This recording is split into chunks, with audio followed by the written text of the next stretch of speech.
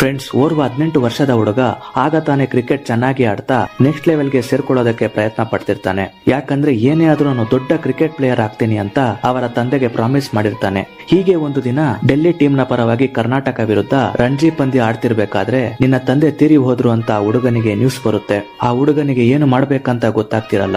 ಒಂದು, ಅವರ ತಂದೆಯನ್ನು ಭೇಟಿಯಾಗಬೇಕು, ಇಲ್ಲವಾದರೆ ತನಗೆ ಸಿಕ್ಕ ಒಳ್ಳೆ ಅವಕಾಶಕ್ಕೆ ಆ ಮ್ಯಾಚ್ ನಲ್ಲಿ ಚೆನ್ನಾಗಿ ಆಡಬೇಕು. ಆದ್ರೆ ಆ ಹುಡುಗ ತನ್ನ ತಂದೆಗೆ ನೀಡಿದ ಪ್ರಾಮಿಸ್ಗೆ ಬದನಾಗಿ ಸಿಕ್ಕ ಅವಕಾಶವನ್ನು ಬಳಸಿಕೊಂಡು ಆ ಪಂದ್ಯದಲ್ಲಿ ದಿಗ್ಭ್ರಮೆಗೊಳಿಸುವಂತ ಅದ್ಭುತ ಆಟವಾಡಿ ಎಲ್ಲರ ಮನಸ್ಸನ್ನು ಗೆದ್ದರು ನಮ್ಮ king run machine Virat Kohli.